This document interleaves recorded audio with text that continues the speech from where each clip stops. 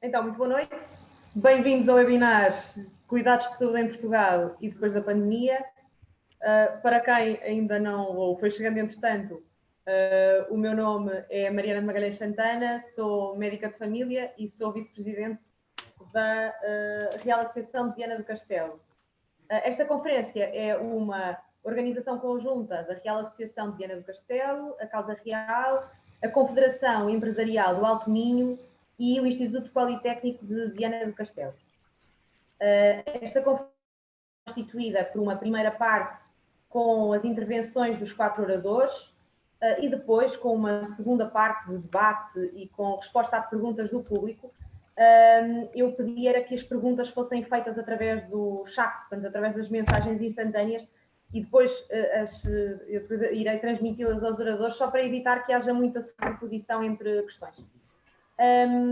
Antes de apresentar os oradores, eu começo por passar a palavra aos representantes das várias entidades que organizaram este evento e, portanto, começo por passar a palavra ao Dr. José Aníbal Marinho, que é o presidente da Real Associação de Viana do Castelo e é membro também da direção da Causa Real. Ora, muito boa noite a todos. Em nome da Real Associação de Viana do Castelo, agradeço a oportunidade de juntar neste webinar tão ilustres conferencistas, que com os seus contributos e a experiência profissional vão com certeza enriquecer, portanto, o nosso conhecimento e ajudar a perceber com que cuidados de saúde vamos ficar, ou com que cuidados de saúde os portugueses poderão contar depois de ultrapassada, portanto, esta crise pandémica que estamos a atravessar. Uma palavra de agradecimento aos nossos parceiros organizadores, portanto, à Causa Real, à CEVAL, ao Instituto Politécnico de Viana do Castelo, respectivamente nas pessoas dos seus presidentes, a doutora Teresa Corte Real, o engenheiro Luís Ceia e o professor Dr. Carlos Rodrigues. Quanto à apresentação do painel neste webinar, a quem desde já agradeço a disponibilidade por participarem, a mesma ficará a cargo da doutora Mariana Magalhães Santana, que vai ter uma difícil tarefa de moderar este debate. Muito bem, obrigada, Dr. José Aníbal Marinho. Eu passo agora a palavra ao Sr. Engenheiro Luís Ceia, que é o Presidente da Confederação Empresarial do Alto Minho. Olá, muito boa noite a todos. É sempre um gosto estas sessões e participar, tanto cooperando com outras entidades, que é o caso, e daí, tanto a minha saudação muito especial à Causa Real representada em Viana do Castelo também por Dr. Aníbal Marinho, e obviamente também ao Instituto Politécnico de Viana do Castelo. Enquanto Confederação Empresarial do Alto Minho, este webinar revela-se de extrema importância, no sentido que, portanto, nos vai propiciar, portanto, nomeadamente às empresas, permitir ter, portanto, no fundo, uma antevisão daquilo que pode ser o cenário do pós-Covid, nomeadamente, portanto, a questão da introdução das novas tecnologias na saúde e termos uma medicina, portanto, a nível daquilo que é as empresas, que seja mais preventiva, curativa, penso que teríamos aqui todos a ganhar. Também, se me permitem, que me esqueci inicialmente, obviamente agradecer a presença dos oradores e, claro, obviamente, dos participantes e muito em especial da doutora Santana, que está a moderar este painel. Muito obrigado a todos e votos de uma excelente sessão. Muito obrigada. Passo agora a palavra à doutora Ana Paula Val, que é vice-presidente do Instituto Politécnico de Viana do Castelo. Muito boa noite a todos. Estou aqui em representação do Instituto porque o professor Carlos Rodrigues, efetivamente, a esta hora não tinha hipótese de estar presente neste seminário, mas incumbiu-me de cumprimentar a todos e um agradecimento muito especial aos elementos que trabalharam ativamente na organização deste evento, cuja temática é de facto uma temática preocupante para todos nós. Agradecer também aos oradores pela disponibilidade e a todos os participantes, porque acho que de facto nos preocupa a todos o que é que vai acontecer após a pandemia. Neste momento vivemos todos em função de facto desta crise pandémica, mas as questões de saúde e como é que vamos de facto depois acompanhar os problemas de saúde no futuro é algo que nos preocupa a todos enquanto comunidade. E o Instituto Politécnico obviamente não podia estar alheio a esta situação, até porque temos a nossa escola de saúde e portanto é algo que nos preocupa também com profundidade. Queria desejar a todos muito bom trabalho e certamente vamos sair daqui bem mais esclarecidos e bem mais enriquecidos relativamente a este tema. Muito obrigada e uma boa noite a todos. Obrigada. Passo então agora à apresentação dos conferencistas. Professor Dr. Adalberto Campos Fernandes é médico, especialista em saúde pública, doutorado em Administração de Saúde e com competência em Medicina Farmacêutica e Gestão em Saúde pela Ordem dos Médicos. Foi Ministro da Saúde entre 2015 e 2018 e é professor convidado da Escola Nacional de Saúde Pública. Paiva é também médico, especialista em Medicina Interna e com a subespecialidade em Medicina Intensiva e com competência em Gestão de Sistemas de Saúde. É doutorado pela Faculdade de Medicina da Universidade do Porto, é professor nessa mesma faculdade e é diretor de Serviço de Medicina Intensiva do Centro Hospitalar de São João. É ainda presidente do Colégio de Medicina Intensiva da Ordem dos Médicos.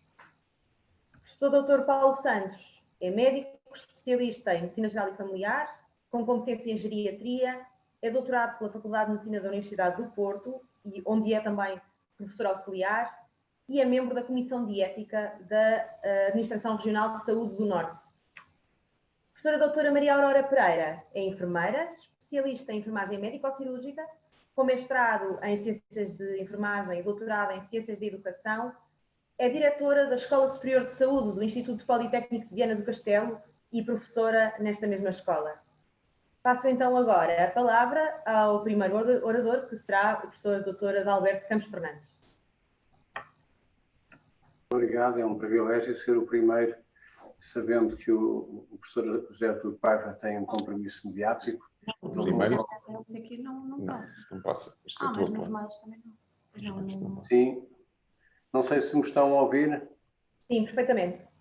Ok, peço desculpa, entretanto tive aqui a noção de ter perdido. Cumprimentar os colegas de painel, mas em primeiro lugar, naturalmente, cumprimentar a organização, a Real Associação de Viana do Castelo e, naturalmente, a Confederação Empresarial do Alto Minho, o Instituto Politécnico de Viana do Castelo e a nossa anfitriã, a doutora Mariana Magalhães Santana, médica de família. Portanto, não podíamos estar melhor acolhidos do que com uma pessoa que está na linha da frente e que está, de facto, a viver, do ponto de vista clínico, aquilo que é o embate, aliás, como também está o professor José Artur Paiva, noutra dimensão, a nível hospitalar.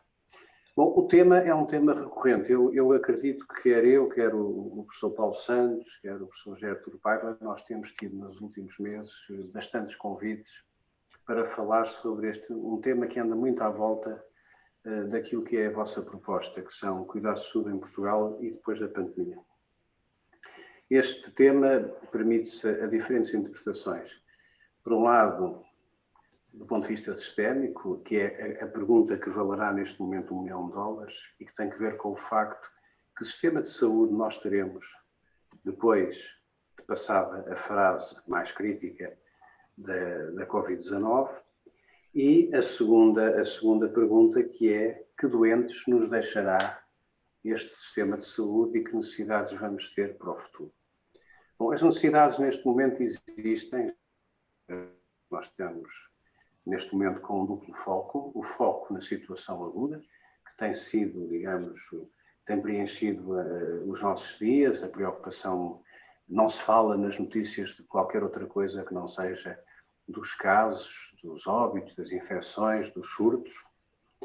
E, perigosamente, do meu ponto de vista, nós temos falado pouco daquilo que são os danos colaterais relativos a pessoas que, felizmente, são a esmagadora maioria, que, não tendo contacto com a doença nem sequer risco de infecção, têm tido algum prejuízo com o acesso à saúde. Esta é a questão, se me permitem, do ponto de vista da saúde e dos cuidados de saúde. Outro aspecto é aquilo que foi colocado na vossa introdução: que país, do ponto de vista económico, nós vamos ter a partir de abril. Eu tenho aqui com o professor Paulo Santos, aliás, depois vou no final apostar com ele um almoço, se ele quiser, porque eu tenho uma visão relativamente otimista à primavera e tenho feito algumas apostas de almoços que eu espero, a partir da próxima primavera, deixar de ter que me preocupar com os almoços. Mas dizia eu que país vamos ter do ponto de vista da economia geral, mas também do ponto de vista da economia especializada. Há um aspecto novo, que é, pelo mundo inteiro, ficou-se com a ideia de que afinal a saúde não era tão pouco importante quanto aqueles que não são da saúde queriam fazer crer. Eu muitas vezes tenho repetido isso, mesmo nos governos. Os membros do governo que não são da área da saúde normalmente olham para a saúde como, enfim, algo que é necessário, mas que gera muita despesa, gera muitos encargos orçamentais, pressiona muito o orçamento, etc. E o que é facto é que a crise pandémica teve esta vantagem, que é a sensibilização, digamos, global dos países para a necessidade de eles terem dispositivos de saúde pública bem organizados, bem estruturados, e terem também sistemas de resposta em termos de prestação de cuidados também eficientes. Muitos de vós que estão a assistir a este webinar, se há um ano atrás imaginassem que seria possível a Presidente da Comissão Europeia, que por acaso é médica, é uma circunstância feliz, nós temos uma Presidente da Comissão Europeia que é médica, que estaria a fazer, como eu ouvi hoje, a fazer o anúncio do dealing, do processo de dealing com as farmacêuticas para comprar à companhia A, à companhia B, a distribuição, a tratar da logística, nós diríamos que isso era impossível. E nós temos hoje no mundo, de facto, uma circunstância em que, nas prioridades políticas dos grandes blocos, temos um presidente nos Estados Unidos que cai exclusivamente do meu ponto de vista porque a crise pandémica o faz cair, porque por todo aquele processo de má gestão política que ele manifestamente levou por diante, e temos a União Económica e Monetária, a União Europeia no seu conjunto, centrada, focada na gestão de uma doença aguda, de uma epidemia, de uma pandemia. O que vai acontecer no futuro do ponto de vista da indústria, das empresas, da economia, vai ser um abrir de enormes oportunidades. Vamos ter um impulso muito grande à transformação digital no setor da saúde, a chamada telesaúde, a medicina à distância, os cuidados, a monitorização. Portanto, todas essas ferramentas que nós estávamos institucionalmente a procurar implementar a uma velocidade mais modesta ganharam impulso. Vamos ter também uma percepção diferente do valor da ciência e do conhecimento, quer na saúde, quer na economia. E, portanto, esta exposição, este trabalho de produzir uma vacina em velocidade acelerada, de se discutir na praça pública as tecnologias inovadoras que estão a ser adotadas para estas vacinas, o processo de avaliação pelas agências regulamentares. Tudo isso vai trazer a ciência para um epicentro e para uma proximidade das pessoas que não existia. Estamos a assistir à implementação no planeta da maior PPP na saúde que há memória, uma parceria público-privada entre os Estados e, no caso da Europa, a União no seu conjunto e os principais conglomerados farmacêuticos do mundo. Eu faço notar que uma das companhias, que é a Pfizer, tem o seu turnover orçamental é superior ao PIB português. E, portanto, nós estamos num high level, numa discussão de high level, e estamos a discutir agora na Europa também, e isso eu vejo com muito agrado, uma tentativa que está a ser bem acolhida pela generalidade dos Estados-membros de trazer mais saúde para os tratados, de trazer mais saúde para a decisão política, digamos, cooperativa, e isso tem implicações na economia. Provavelmente numa próxima pandemia nós teremos capacidade autónoma de produção industrial, de investigação, desenvolvimento, reserva estratégica, temos capacidade de reagir de maneira diferente.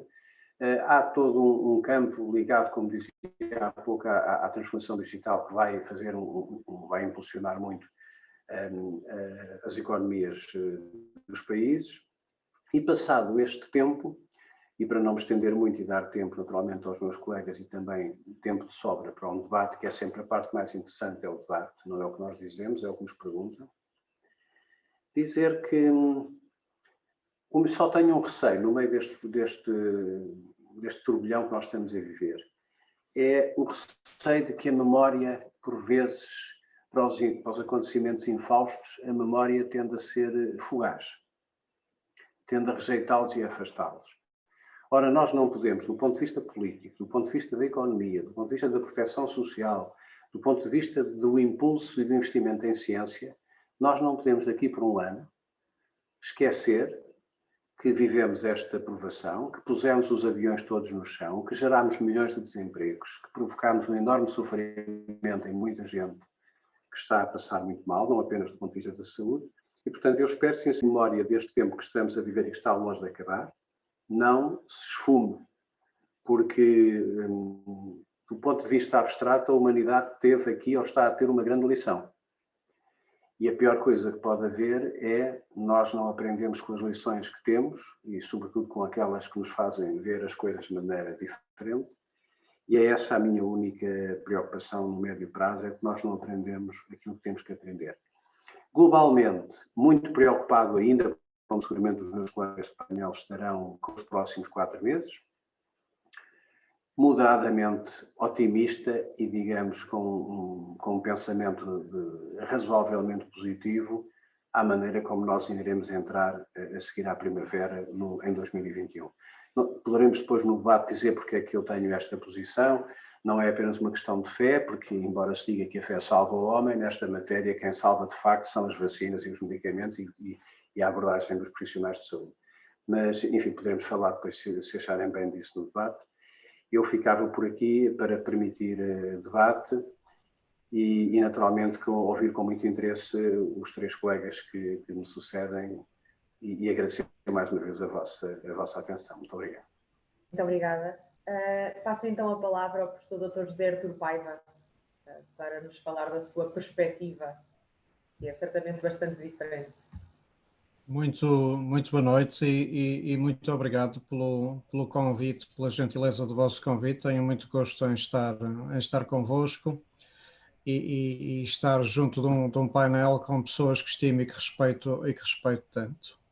E uma particular saudação à doutora Mariana Santana, que ainda por mais teve a paciência de maturar com um problema final durante a tarde de hoje. Eu trouxe não posso dizer que trouxe porque eles estão aqui, em boa verdade, mas tenho uns slides para partilhar convosco e creio que precisa de me dar licença de que eu partilhe os slides. Sim, quem vai tratar disso não sou eu, mas tenho... Se não uso os slides, não tem problema nenhum e converso convosco. Não há problema, penso que esse assunto será resolvido em instantes. O anfitrião teria que... Sim. E como quem está a fazer esse papel é o Dr. Ricardo Lemos, eu peço-lhe para ele lhe dar então essa permissão para conseguir compartilhar a tela. Mas, entretanto, vamos conversando. Eu creio que, em termos da medicina intensiva, a primeira coisa que a pandemia nos trouxe, creio eu, face ao cidadão português, foi a consciência da nossa importância. Isto é, com a pandemia, a palavra medicina intensiva foi pela primeira vez pronunciada por um primeiro-ministro português, creio eu. Aliás, assinalei esse dia com um SMS ao Colégio da Medicina Intensiva, porque eu nunca tinha visto um primeiro-ministro dizer a palavra medicina intensiva, que é o nome da nossa especialidade. Ainda agora vejo a maioria dos responsáveis dizer cuidados intensivos e unidade de cuidados intensivos, quando, em boa verdade, unidades de cuidados intensivos são apenas geografias, 4 paredes, 2 portas e uma série de tecnologia e profissionais e doentes lá dentro. E nós fazemos bem mais do que isso, isto é, o nosso serviço está para dentro e para fora das paredes das unidades de cuidados intensivos. Está nas salas de emergência, está nas equipas de emergência interna, está na colaboração com as equipas de emergência extra-hospitalar. E, portanto, a primeira grande diferença que a pandemia trouxe foi esta noção do que é a medicina intensiva e do seu papel. E então, agradecendo a possibilidade da partilha, eu começava por mostrar este slide. Este slide é muito importante, é um trabalho feito em abril deste ano e compara uma série de regiões italianas. O que vê em abscissas é a taxa de admissão em medicina intensiva, em unidades de cuidados intensivos, e o que vê em ordenadas é a taxa de letalidade. E o que o slide mostra é que a acessibilidade à medicina intensiva é um determinante muito significativo da taxa de letalidade. Nós não temos qualquer papel na redução da incidência da infecção, pelo menos enquanto intensivistas, como cidadãos todos temos, evidentemente, mas temos aqui um papel muito significativo porque a acessibilidade, um bom índice de acessibilidade à medicina intensiva determina uma taxa de letalidade mais baixa. Este é o primeiro trabalho que comprova isso. Como vos digo, comparando várias regiões italianas durante a primeira onda, mas há um trabalho muito recente, publicado há 15 dias, e que é muito mais significativo, tirando a mesma conclusão. O que compara é cerca de 11 ou 12 países europeus, como veem aqui nesta imagem, e vê-se claramente que os países com mais baixa acessibilidade à medicina intensiva, isto é, em que o rácio de camas de medicina intensiva por habitantes é mais baixo, têm taxas de letalidade mais elevadas. E isto é verdade numa comparação entre países, mas também numa comparação dentro de países, isto é, regiões diferentes, com dotações diferentes de medicina intensiva, têm letalidades diferentes pela Covid-19. Um país em que vemos esta variação, esta heterogeneidade dentro de si mesmo, interregional, é a Suécia, como veem no slide. E como veem, o paraíso da medicina intensiva europeia, a Alemanha, não só da medicina intensiva em verdade, mas também da medicina intensiva, tem taxas de letalidade realmente mais baixas. Ora, isto quer dizer que o trabalho da medicina intensiva, e todos nós em geral na primeira onda, foi bom, porque apesar de uma dotação de medicina intensiva não alta, a taxa de letalidade foi realmente baixa. Qual é o segundo grande determinante da letalidade pelo Covid-19, para além deste índice de acessibilidade à medicina intensiva? Esse outro grande determinante é o mau balanço entre carga de trabalho e força de trabalho. Isto é, o outro determinante significativo nos trabalhos realizados durante a primeira onda é aquilo que podemos chamar o understaffing, ou se quiserem, o overwork. Isto pode ser visto das duas maneiras, mas esta falta de balanço entre carga de trabalho e força de trabalho é o segundo determinante mais importante, que nos relembra algo muito importante em ciência de qualidade, é que de facto o volume faz a perfeição, mas até um determinado ponto. Quando o volume é demasiado, a perfeição vai-se embora, porque a nossa capacidade de provir o trabalho necessário fica diminuída. E, portanto, estas duas realidades determinam políticas e determinam estratégias. Se queremos ter uma taxa de letalidade baixa por esta doença, nós precisamos de camas de medicina intensiva, mas precisamos de muito mais do que isso. Precisamos daquele termo anglo-saxónico que por vezes vemos esquecido em Portugal. Precisamos de staffed beds. Precisamos de camas com profissionais que saibam utilizar a elevada tecnologia e saibam fazer clínica naquele ambiente. E como sabemos, essa é uma dificuldade enorme, porque, como sabem, criar um intensivista ou criar um enfermeiro de intensivos é algo que demora tempo e não se faz com o estalar dos dedos ou com o estalar da pandemia. Outro aspecto que eu creio que a pandemia trouxe é, em boa verdade, salientar mecanismos de gestão, diferentes talvez dos mais tradicionais em Portugal. Creio que a primeira questão é esta necessidade de uma liderança clara. Nós estamos comprometidos naquilo que eu tenho chamado um contrato social. Todos nós, portugueses, europeus, temos que abdicar de uma parcela da nossa liberdade, de uma parcela da nossa liberdade de conviver com os amigos, de circular, de sair, de viver em família alargada em favor de um bem maior. O bem maior agora é a saúde. Noutros momentos da história, muitas vezes esse bem maior foi a independência ou a sobrevivência do país ou as fronteiras. E, portanto, a capacidade das lideranças nos levarem em favor desse contrato social é muito importante. E no nosso cosmos da medicina intensiva, a capacidade das lideranças agregarem equipas que mantêm a motivação e o compromisso, o empenho e a qualidade ao longo deste longo período de pandemia é também absolutamente fundamental. Isso só se faz num modelo de liderança muito particular, em que percebamos que o foco é o objetivo, é a visão, se quiserem, mas temos que saber absorver uma data de ideias inovadoras que vêm de baixo, vêm da prática clínica, vêm do dia a dia. Portanto, o caldeamento, este bottom-up de ideias de gestão com uma política visionária para cada serviço de medicina intensiva e a medicina intensiva como um todo é absolutamente essencial. E finalmente, outro aspecto que é muito que me apraz salientar muito importante é a capacidade de trabalharmos em rede. Muitas vezes vemos na nossa comunicação social falar de transferência de doentes como algo de negativo. Ora, isso é extraordinariamente falacioso, porque um valor primacial e fundacional do Serviço Nacional de Saúde, como sabem, é a referenciação. Nós só seremos capazes de evitar a disparidade entre cuidados necessários e cuidados prestados se funcionarmos em rede. E quanto maior é o desafio, e esta pandemia é um desafio enorme, maior a network que temos que criar para conseguir dar a todos exatamente aquilo que é necessário. E, portanto, essa visão nacional que, por uma parte, dilui sobrecarga de trabalho, evitando a heterogeneidade de carga de trabalho e salvando as equipas clínicas de exaustão.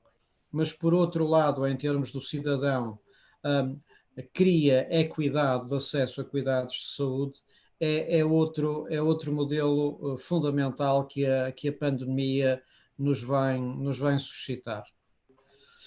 Esta gestão integrada de recursos é um movimento que já se vinha a fazer sentir, isto é, unidades de medicina intensiva que muitas vezes nasceram até de serviços diferentes, de especialidades diferentes, têm hoje em dia cada vez mais uma gestão hospitalar global e, como vos digo, até uma gestão regional e nacional também global.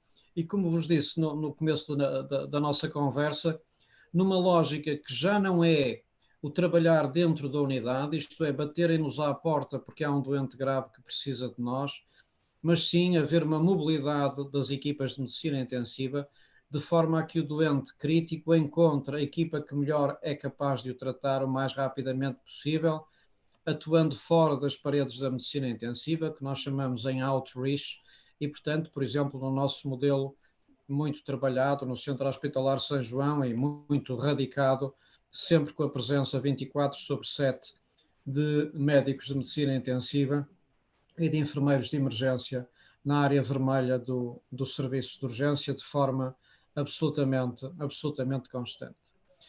Isto, portanto, para vos dizer que a medicina intensiva mudou muito. Eu creio que sabem que a medicina intensiva nasceu na Europa a propósito de uma outra epidemia, a epidemia de poliomielite, que graçou na Europa do Norte, na Europa Central, mas sobretudo na Escandinávia e na Dinamarca nos anos 40 e 50.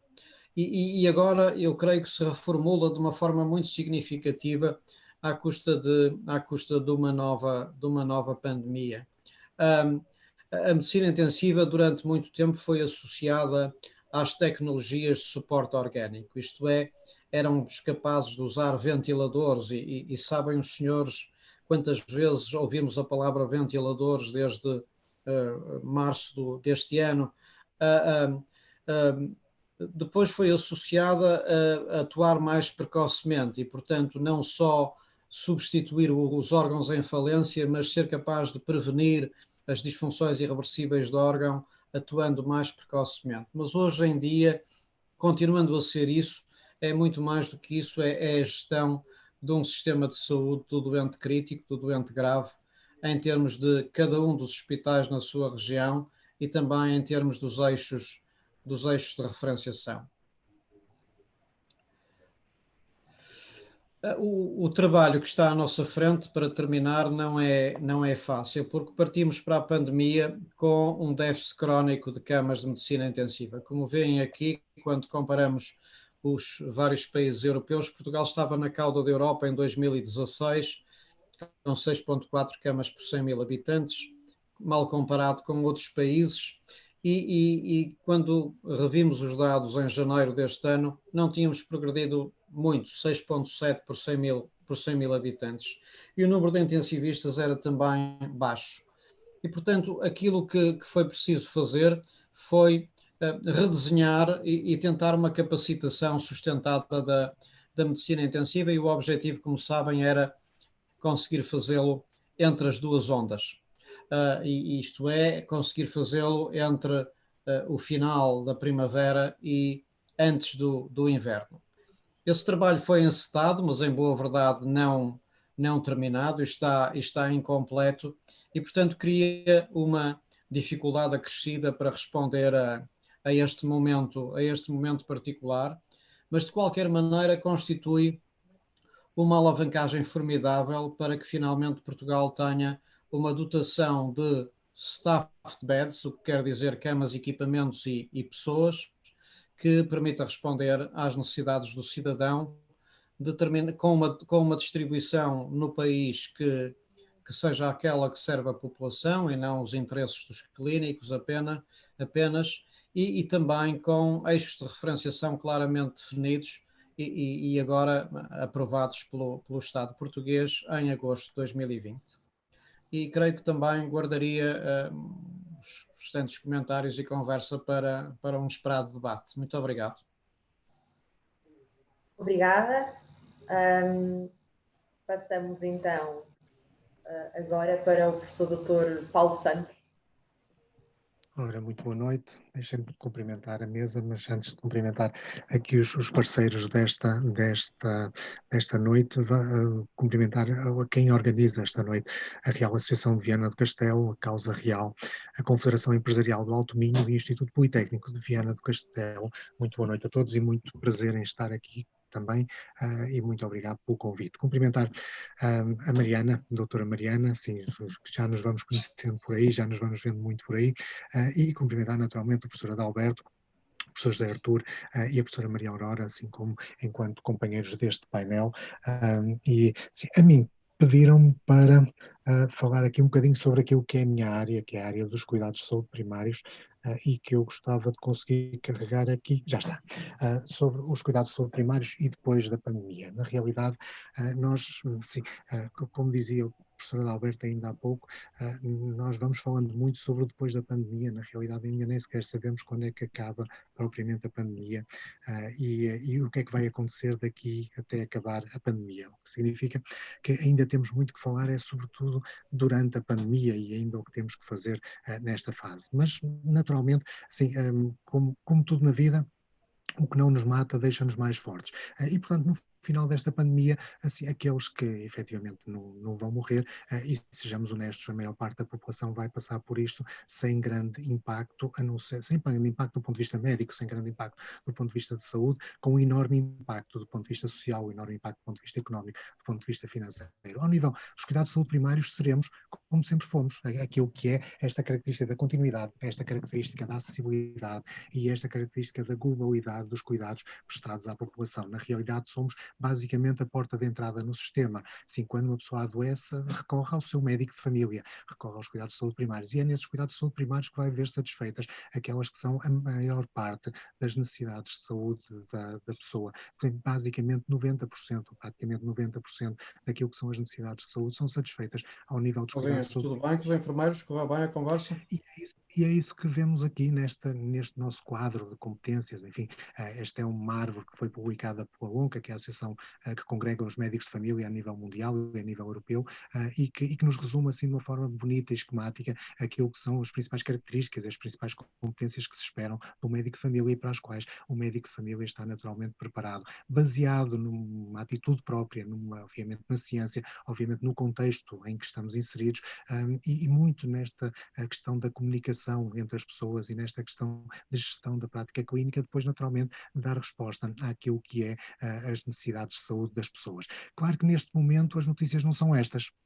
E neste momento o que nós vemos é que efetivamente temos um déficit enorme em termos daquilo que é a normal assistência, a normal satisfação das necessidades de saúde que as pessoas sentem, que as pessoas percebem e que neste momento os cuidados de saúde primários, e nomeadamente a medicina geral e familiar, estão impossibilitados de continuar a cumprir esta sua missão, este seu papel. Temos muitas causas para isto, assim, uma das causas é assim, bom, os médicos de família não estão a trabalhar. Quando nós olhamos aqui para este primeiro gráfico, nós vemos que efetivamente, e reparem, em julho são os últimos dados disponíveis, em julho o número de consultas realizadas nos cuidados de saúde primários foi superior ao período homólogo no ano anterior. Agora, não temos dúvida que houve aqui uma alteração, porque de facto estas consultas foram sobretudo feitas à base de uma atividade não presencial que aumentou imenso e à custa de uma diminuição muito significativa daquilo que foi tantas consultas em centro de saúde como as consultas no domicílio. E, portanto, houve aqui uma diferença, há aqui uma diferença enorme, e que naturalmente as pessoas notam, e que notam como uma dificuldade na acessibilidade. Mas, na realidade, o que há é, sobretudo, uma deslocação do normal serviço em termos da medicina geral e familiar. Se nós, de facto, temos, enfim, é conhecido, estes gráficos são conhecidos e vão andando aí pela comunicação social, a realidade é que 96,4% do atendimento ao Covid é feito pela medicina geral e familiar, é feito no âmbito dos cuidados de saúde primários. E se é isto incluirmos também as restantes pessoas que não estando doentes acabam por estar em períodos de isolamento, enfim, confinadas por serem contactos de risco ou de alto risco e que são naturalmente orientadas através da autoridade de saúde, pois isto dá um número enorme de pessoas que neste momento estão a ser orientadas nos cuidados de saúde primários, mas que efetivamente é um trabalho que não se vê, é um trabalho que é feito ao telefone, porque obviamente também não há necessidade nenhuma de retirar estas pessoas de casa, salvo algumas circunstâncias que são relativamente específicas e relativamente pequenas. Mas estamos contra aquilo que é o expectável e aquilo que são as expectativas das pessoas quando recorrem aqui, nomeadamente, aos cuidados de saúde primários, pois naturalmente gostam do ambiente físico, enfim, que seja envolvente e que seja contextualiza aquilo que são os cuidados médicos, mas vão à espera desta comunicação com os médicos, vão à espera desta informação dos médicos e vão naturalmente à espera de melhorar aquilo que são os seus padrões de saúde e a sua qualidade de vida no final da consulta. E muitas vezes vão nos dizer assim, obrigado pelo seu cuidado, quando ao telefone vamos conseguindo de alguma forma resolver alguns dos problemas que vão sendo colocados, obrigado pelo seu cuidado, mas é raro nós percebermos que nos dizem obrigado pela sua consulta, porque efetivamente não é exatamente esta a expectativa que as pessoas têm, e isso faz as pessoas naturalmente virarem-se para o seu médico e dizer o seu doutor abandonou-me, ou pelo menos perceber, o seu doutor abandonou-me. Isto coloca-nos desafios, e desafios não do lado da população, mas desafios do lado dos profissionais. É esta questão de gerir a comunicação, uma questão fundamental. A questão da globalização, nós estamos hoje a falar sobre o Covid e estamos a falar enfim, hoje depois da pandemia, mas estamos hoje no período do Covid, exatamente porque a globalização é um problema dos dias de hoje, é fácil, o que hoje acontece. Um dos erros da Europa, quando pensou que o que estava a acontecer no norte da Itália era um problema de Milão, não era um problema do resto da Europa. Foi uma questão de dias até passar a ser um problema do resto da Europa. Assim, o que hoje acontece naturalmente em Vila Nova de Gaia, onde eu estou, amanhã reflete-se em Lisboa, e portanto esta questão de fechar concelhos e de manter as pessoas mais ou menos confinadas tem a lógica que tem, mas seguramente não é uma lógica sanitária, há de ser uma outra qualquer. Assim, a questão da qualidade e a qualidade dos serviços que estamos a prestar e a qualidade dos serviços que proporcionamos à população, obviamente com responsabilidade, a questão da economia e de todo o trajeto económico aqui à volta, e a questão desta transferência de competências. E efetivamente nós temos, é uma questão que é tão antiga quanto a própria medicina, na altura em que o médico se começa a diferenciar e havia aquele que receitava os medicamentos e aquele que fazia os medicamentos para que as pessoas tivessem acesso a essa medicação, enfim, em tempos ancestrais, fosse lá qual fosse a mistura que era realizada. A realidade é que esta diferença entre o médico e o farmacêutico, que entretanto tomaram estes nomes, na realidade foi uma transferência de tarefas. Um passou a ter uma tarefa, o outro passou a ter outra. E isto foi acontecendo ao longo dos anos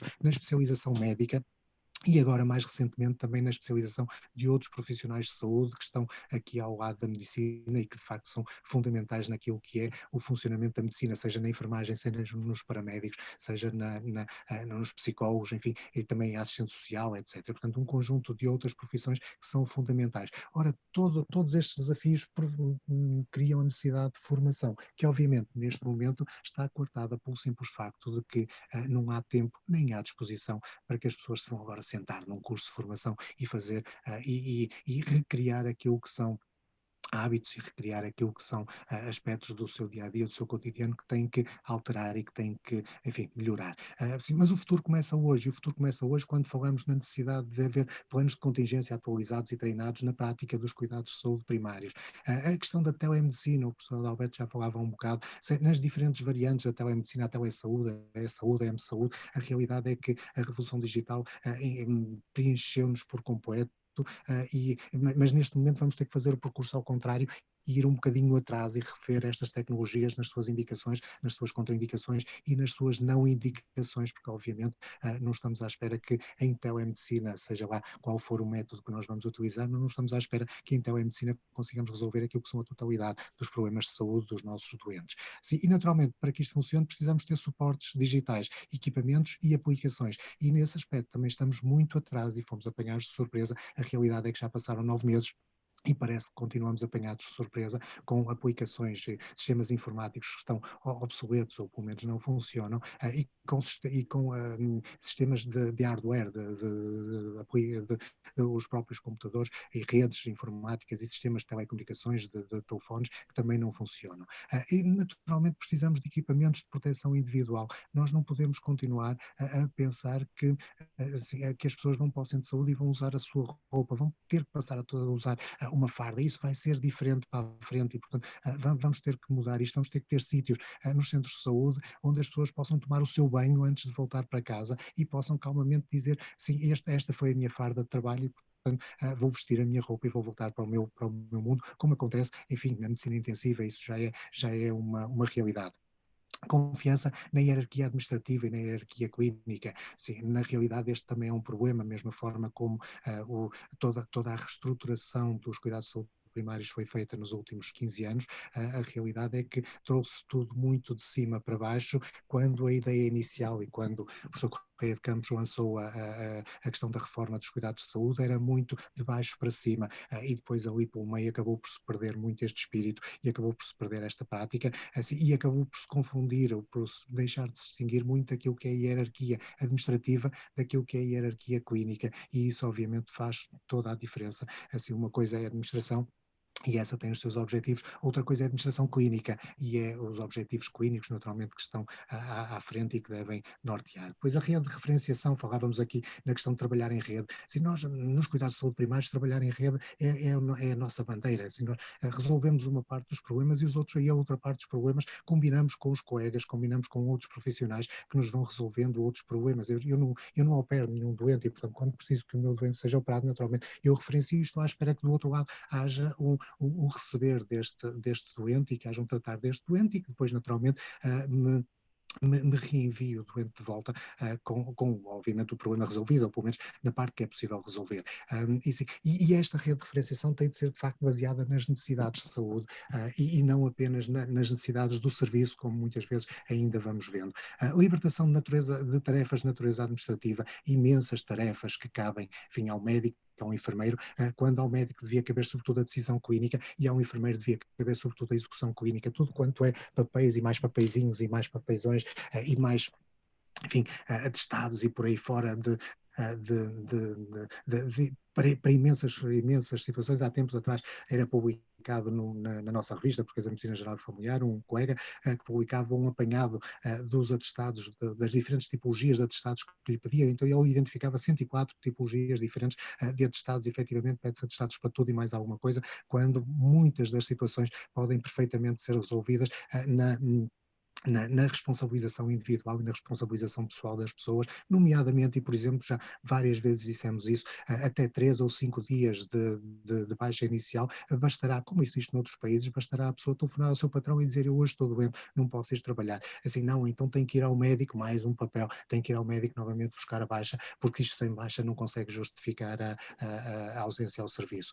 E depois, naturalmente, a promoção da investigação e do desenvolvimento, onde os cuidados de saúde primários ainda têm um passo muito importante a fazer em termos da criação de mecanismos que facilitem a investigação, nomeadamente ao nível das administrações regionais de saúde, que às vezes parecem complicar mais do que simplificar a situação. Claro que os tempos são diferentes. Nós antigamente tínhamos esta família feliz a comer imenso colesterol à mesa, mas a conversar. Nós agora somos muito mais light, mas efetivamente deixamos de conversar uns com os outros. Se nós olharmos para a medicina, quando pediram quando Tate pediu ao Lucasfilm para pintar este quadro no início do século XX, pediu-lhe para pintar uma situação que fosse socialmente relevante. Ele tinha tido o filho que tinha morrido de uma doença, enfim, incurável à época, penso que um tifo, e o médico durante umas horas, ele diz durante 3 dias, enfim, durante umas horas, terá velado à cabeceira do doente, e sim, na ausência de tratamento, na ausência de o poder tratar, pois naturalmente cuidou e olhou por ele. Penso que se hoje pedíssemos para ao Lucasfilm para pintar o mesmo quadro, depois naturalmente a pintura se calhar seria diferente, quase como se o nosso doente se tivesse transformado num anacronismo analógico daquilo que é o verdadeiro doente que está sentado para onde nós olhamos, seja numa folha de Excel, seja seja num protocolo, num fluxograma. Não é? Sim, e precisamos então de voltar a esta arte que Hipócrates falava, esta arte que Voltaire divinizava e que nos coloca entre os artistas, entre as pessoas que efetivamente conseguem pegar na técnica e levá-la até às pessoas e no fundo ter este toque nos comuns, este common touch que enfim ficou celebrizado pela princesa Diana de Gales, que apesar de ser da realeza, tinha a possibilidade de tocar nos comuns, nas pessoas, portanto, no fundo trazer esta técnica, trazer a ciência, trazer a medicina àquilo que é a verdadeira satisfação das pessoas e chegar ao fim do dia e dizer calmamente, assim, bom, não me importa se calhar ser o mais rico, mas importa-me perceber que fiz algo de maravilhoso e que mudei o mundo à minha volta e este é sem dúvida o papel dos cuidados de saúde primários. Muito obrigado. Obrigada, professor Paulo. Para terminarmos as nossas apresentações, passo agora a palavra à professora doutora Maria Aurora Pereira.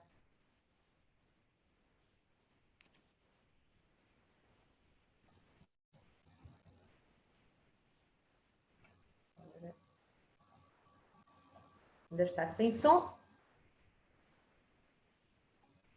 Exato, já está com som. Já estou com som? Sim. Boa noite.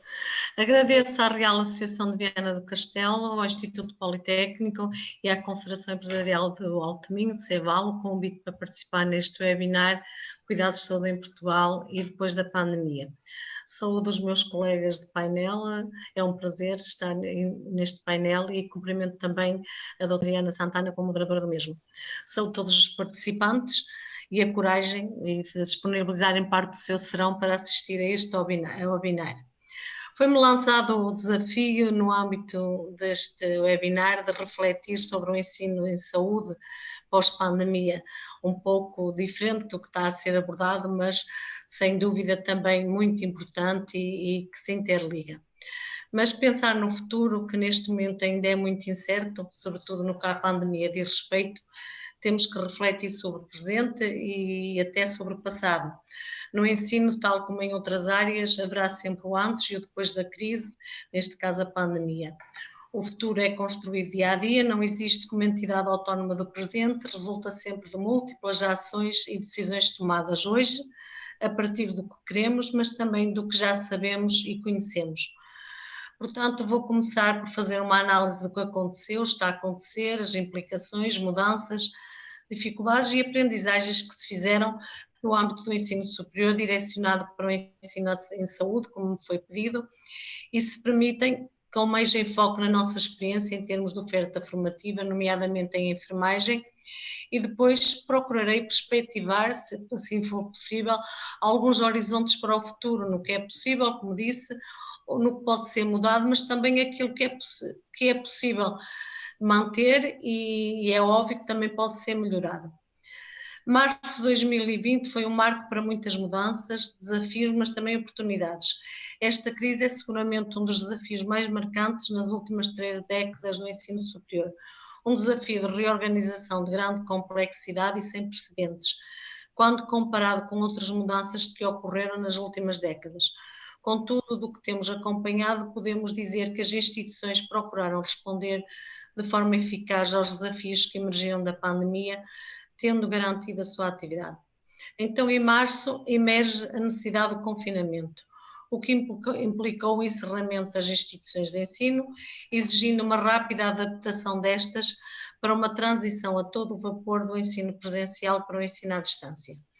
A mudança para esta nova normalidade foi um verdadeiro teste real à nossa capacidade de mudança, sem qualquer tipo de preparação, simulações prévias, num contexto em que o ensino presencial era a realidade mais comum de sempre, se pacificou e começou a brotar o ensino online. O contacto presencial entre docentes e os estudantes deixa de existir e passa a ser feito por plataformas Zoom, Microsoft Teams, como já falámos. Esta situação força-nos a uma rápida reestruturação do planeamento das atividades para uma nova experiência pedagógica, a adoção de novas abordagens em que é necessário conjugar meios de ensino tradicional com um ensino onde a interação não se concretiza e em que os professores não sabem como envolver ou têm dificuldade em envolver os estudantes em ambientes de aprendizagem online. O feedback não acontece frente a frente, o que exige criatividade pedagógica, não só para as dinâmicas metodológicas, como também para as avaliativas. Portanto, surge um novo cenário, com a necessidade de implementar novas dinâmicas, com ganhos e perdas, com bons momentos e outros menos bons, consubstanciando-se em mudanças determinantes no sistema de ensino que exigiram e continuam a exigir respostas céleres e diferentes para problemas imprevisíveis e que mudam todos os dias. A imprevisibilidade passa a ser a tónica do dia a dia. Mas se as metodologias e as tecnologias permitiram resolver parte das questões do ensino, os cursos de saúde viram-se, de um modo geral, confrontados com um problema acrescido no que refere ao ensino prático, a suspensão dos ensinos clínicos estágios, situação que se manteve durante alguns meses, não sendo possível substituir por outras metodologias, pois a dialética teoria-prática é muito importante. É em contexto real que a aprendizagem se consubstancia, mas assim teve que ser. As instituições de saúde não reuniam as condições necessárias para receber os estudantes, quer sobretudo pelo dever de proteger os utentes, quer os próprios estudantes, mas também pela capacidade dos profissionais para acompanhar estes processos formativos, pois estes também têm aqui um papel crucial. No contexto do ensino da enfermagem e da ESS, foram ensaiadas outras metodologias para manter a ligação dos estudantes e mantê-los ativos na sua aprendizagem, estudos de casos clínicos, realização de projetos e até para permitir, de acordo com as entidades reguladoras, que os estudantes do 4º ano concluíssem o seu curso, assim como os do curso de termalismo e bem-estar. Mas a conclusão do ano letivo não foi possível para outros estudantes, principalmente do 2º e 3º ano, pois não se realizaram todos os ensinos clínicos até ao final do ano letivo.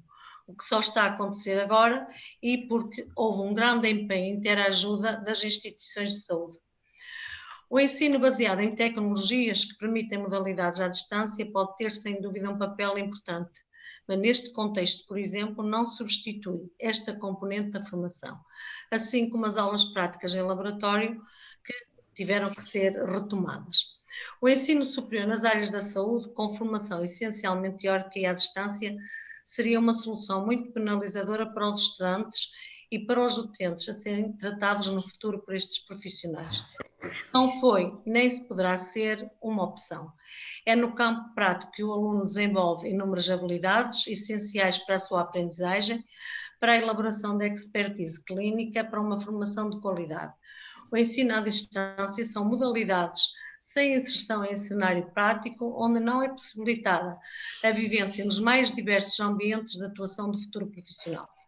Ainda que se configurem como alternativas em tempos de enfrentamento da Covid, constituem-se como lacunas no processo formativo e não podem de todo, como já referido atrás, ser utilizadas a 100% nos cursos em saúde, em que a interação, o ensino de proximidade é fundamental.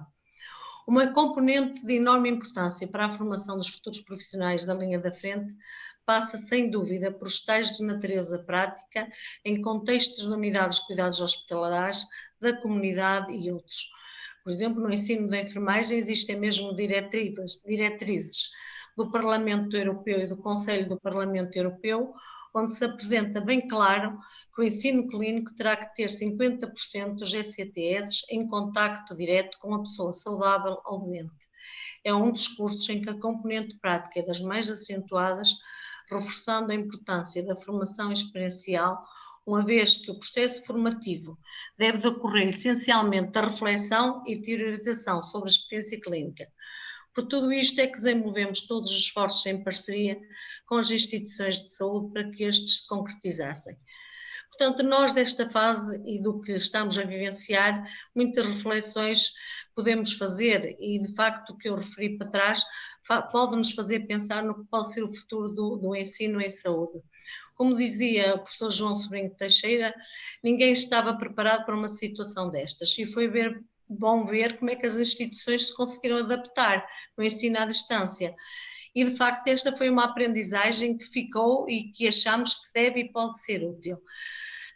Porque esta situação conduziu a uma variabilidade de mudanças, mas, sobretudo, trouxe várias oportunidades para o futuro do ensino em Portugal, nomeadamente no uso de ferramentas digitais, facilitando a acessibilidade ao ensino. De facto, a pandemia constituiu-se uma oportunidade para manusear, embora já existissem, mas para manusear as ferramentas digitais e para tornar o ensino superior mais acessível. Permitiu ainda, num espaço curto de tempo, planear, discutir sobre os potenciais desafios como sobre as potenciais oportunidades. Contudo, questiona-se e continua-se a equacionar a necessidade das atividades presenciais a todos os níveis, apesar de todos os benefícios da virtualização e do teletrabalho. É importante reforçar que estas aprendizagens foram muito importantes para este ano letivo, que apesar da aposta e bem ser no ensino presencial e tudo ter feito e estar a fazer para isso, mudar a arquitetura, a estrutura dos espaços nas salas de aulas, cantinas, bibliotecas, organização do trabalho, gestão de horários, teve que se manter por questão de respeitar as regras de segurança ao ensino à distância. Mas estas mudanças, com avanço para o ensino à distância, também acarretam desvantagens. Sem dúvida que os docentes e os estudantes, ao manterem-se em contacto com plataformas a que tiveram que se habituar em tempo recorde, e pela primeira vez parte das avaliações foram feitas em regime não presencial, acarretou dificuldades. Estar numa aprendizagem em frente a um ecrã de computador onde a interação é reduzida e a ligação que o professor estabelece com o estudante em sala de aula deixa de existir. E isto não é motivador para os estudantes, nem para os estudantes, nem para os docentes, porque os estudantes estão numa atitude mais passiva. Podemos ter um painel cheio, mas pode não ser representativo do número de estudantes que estão a assistir. A maioria dos docentes sentiu mesmo dificuldade em envolver os estudantes nestes ambientes de aprendizagem, quando o feedback que habitualmente existia frente a frente, informal até entre o estudante e o professor, não acontece. Diria mesmo que falta aquela magia da ligação presencial que une os professores e os seus alunos numa sala de aula. No ambiente de ensino à distância, esta interação pessoal é muito difícil de replicar. Portanto, persiste o sentimento de que não é possível manter a qualidade geral do processo de ensino-aprendizagem com estas metodologias. Por outro lado, é difícil replicar o ensino prático laboratorial numa plataforma online, a não ser que se fizessem fortes investimentos neste domínio e que eu acho que é de facto uma área a investir. E como já foi referido, a componente prática em contexto real é insubstituível, quer pela sua importância para uma formação de qualidade, quer mesmo por questões legais. Portanto, o que nos espera ao futuro? Será algo de muito diferente? Pode haver diferenças e podemos melhorar. É verdade que existe vontade de transformar esta situação. Maria Aurora, pedia-lhe só para resumir agora este final, está bem? Está bem. Portanto, é inquestionável que o ensino em saúde e, sobretudo, a enfermagem não pode ser substituído pelo ensino à distância.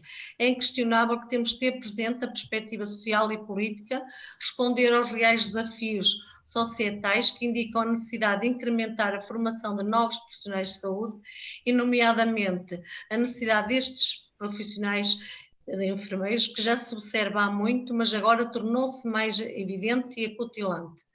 Mas é importante continuar a garantir a exigência e a qualidade que sempre nos pautou, o que merece o nosso reconhecimento internacional, eu diria mesmo, por isso é que somos tão desejados. Mas pensar na formação em saúde implica também refletir na natureza e no objetivo das profissões.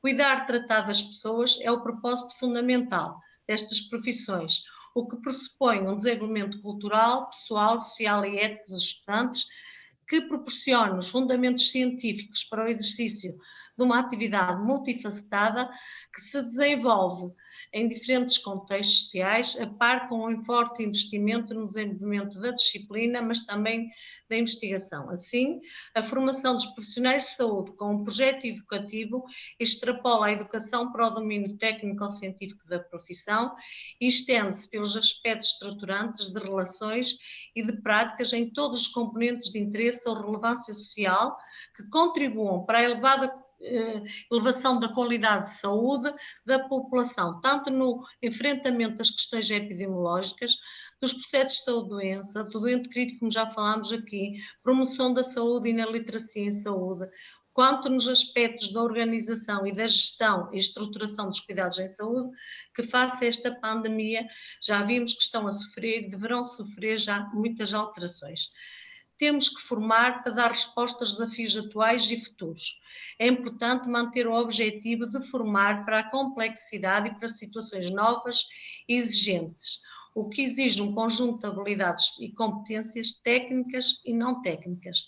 Não podemos esquecer que os estudantes de hoje são os futuros profissionais que irão tratar as epidemias e outras doenças da amanhã. As instituições de ensino têm o dever de os preparar para esse efeito. Temos de saber e ensinar os nossos estudantes a viver com o risco e para a importância de trabalhar em conjunto com equipas multidisciplinares, de forma interdisciplinar, enfrentando os diversos desafios, nomeadamente as novas tecnologias. Só para concluir, portanto, o ideal seria conjugar o melhor destes dois mundos, o virtual e o real, termos uma relação pedagógica motivadora e esta estratégia esta questão dos dois mundos pode ser muito importante para os cursos de pós-graduação, para os mestrados e para a internacionalização. É necessária uma revisão profunda da estrutura curricular, passarmos para um ensino onde perdurem modelos que promovam a autonomia, a inovação e a capacidade de resolução dos verdadeiros desafios societais atuais e futuros. Portanto, é importante haver novas práticas inovadoras de ensino, aprendizagem, valorizadoras dos projetos educativos. Contribuir para que os alunos tenham cada vez mais autonomia intelectual e sejam cada vez menos meros consumidores de aulas expositivas. Efetivamente, a pandemia não deve ser apenas um momento de mudança para a tecnologia educativa, mas deve ser também para a pedagogia. É fundamental maior investimento nas aulas práticas em laboratório, com recurso a simuladores de baixa, média e alta fidelidade, e a simulação é um aspecto que permite desenvolver competências e habilidades num ambiente mais seguros, e não só competências técnicas, mas também não técnicas, sem prejudicar o doente, e aqui colocam-se as questões éticas, e ao mesmo tempo desenvolver capacidades e dar mais segurança aos cuidados prestados.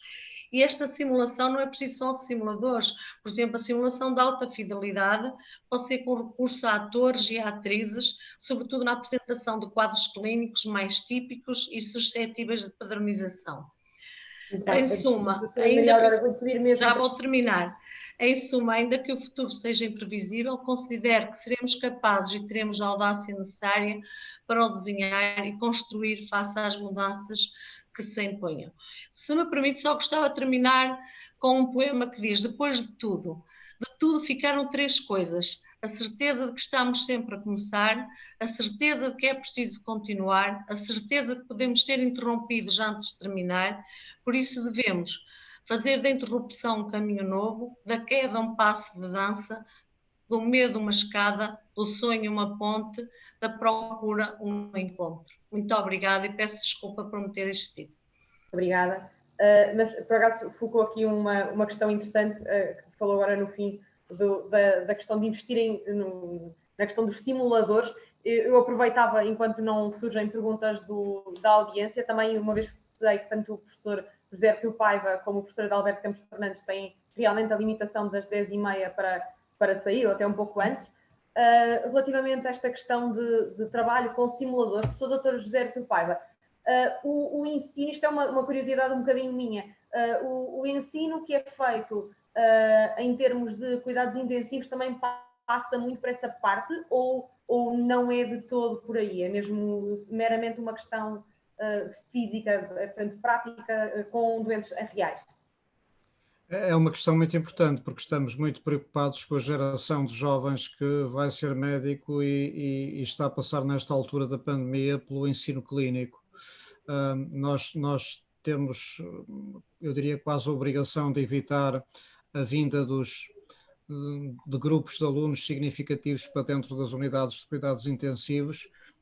Imaginam o que isso significa em termos de EPIs, de equipamentos de proteção e de fluxos de pessoas, e ensinar medicina intensiva sem ser à cabeceira do leito é extremamente complicado.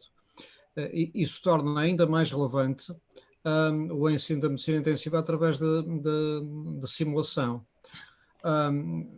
Simulação que já era usada por nós para suporte avançado de vida, para curso avançado de trauma, mas que está excessivamente ligada a metodologias processuais e tecnológicas e que, como sabem, pode e deve ser cada vez mais utilizada também para a pedagogia de comunicação, de interface com o doente e até de liderança. Portanto, creio que o ensino de simulação tem hoje em dia um papel muito relevante para, eu diria, salvar um grupo de jovens que nesta altura têm as condições de ensino e aprendizagem muito, muito dificultada por um acesso remoto ao doente e por um acesso remoto ao exemplo, ao professor, no sentido do exemplo e do modelo para seguir. E para os professores, acredito também, e sei que o sabe, é muito difícil, porque perder essa interação direta dos alunos é perder uma parte muito significativa daquilo que gostamos de fazer. Claro. Relativamente agora ao professor Dr. Adalberto Campos Fernandes, quando falou há pouco da questão do receio que a memória seja fugaz, a minha questão teria a ver mais com o facto de, efetivamente, ao longo destes anos, não se ter, eventualmente, investido aquilo que poderia ser necessário, porque não tínhamos nenhum exemplo muito recente de nenhuma pandemia. E agora eu vou-lhe fazer uma pergunta um bocadinho provocadora para o professor Adalberto Campos Fernandes. E sei que esta pergunta já foi colocada por alguém antes desta conferência, quando souberam que era um dos oradores, e tem a ver com o facto de ter sido Ministro da Saúde. E, portanto, a pergunta provocadora que lhe vou fazer é: se soubesse disto enquanto era Ministro, ou seja, se soubesse que isto aí vinha, o que é que poderia ter sido feito de diferente? E atenção que isto não é uma questão de estar aqui a tentar criticar a atuação atual, da Ministra atual, até porque falou de uma coisa muito curiosa, que foi o facto de, para os outros ministérios, o Ministério da Saúde ser uma coisa muito pouco importante, ou uma coisa quase secundária. Portanto, deixo-lhe esta pequena provocação para me responder. Não, uma coisa pouco importante nunca é. O Ministério da Saúde é o elefante dentro da sala, mas o professor Gertrude Paiva trabalha num grande hospital e tem, enfim, a circunstância de trabalhar com uma pessoa que eu muito estimo e a quem o país muito deve, que foi o meu secretário de Estado adjunto, presidente do São João, o professor Fernando Araújo. Estas necessidades que hoje estão a ser referenciadas aqui pelo professor Artur Paiva, ele sabe bem, estão identificadas há muito tempo. E não só no meu tempo, mas no tempo que me antecedia noutros governos. Acontece que não é só um problema de cuidados intensivos, há muitos anos que se sabe que Portugal tem um déficit nessa área. Não é só, é também um problema, por exemplo, de unidades de queimados modernizadas e adaptadas aos tempos modernos. É as redes de referenciação. E o que acontece, repare, isto é um problema que não desculpabiliza nenhum governo, mas tem que ver com os momentos que se vive em cada conjunto, em cada contexto. Repare que nós tivemos entre 2011 e 2015 um governo que fez muitos cortes na área da saúde e dir-se-ia porque teve que fazer, porque o país estava em situação financeira extrema. Nós, em 2015, procuramos reativar ou relançar o processo de investimento, mas estávamos ainda numa situação de grande fragilidade e o foco era o equilíbrio das contas públicas e, portanto, a obrigação de um membro do governo, quando está em Conselho de Ministros ou quando está no governo, é ser solidário com o governo e com o Primeiro-Ministro. Não é por falta de percepção ou por falta de conhecimento daquilo que nós temos que fazer. Portanto, há aqui um problema que não é do governo A, B, C ou D, é um problema do país, que eu tenho dito muitas vezes. As decisões que são tomadas num determinado tempo têm consequências 5, 10 anos depois. Vou-lhe dar alguns exemplos. Em 73, 75, 74, 76, entraram nas faculdades de medicina um grande número de médicos. Eram aqueles cursos enormes. Enfim, não é do tempo da sua autora, mas é do tempo de algumas pessoas da geração, da minha geração e da geração à frente da minha.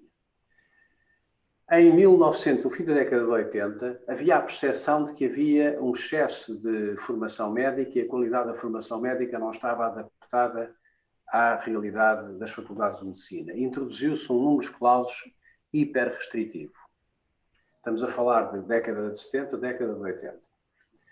O que é facto é que, passados estes anos todos, nós hoje temos toda a gente reconhece, um conjunto enorme de médicos com mais de 65 anos que estão a preparar a sua aposentação e que estão a sair em grande número e ainda não temos nas novas gerações a capacidade de repor e de substituir esses médicos que saíram.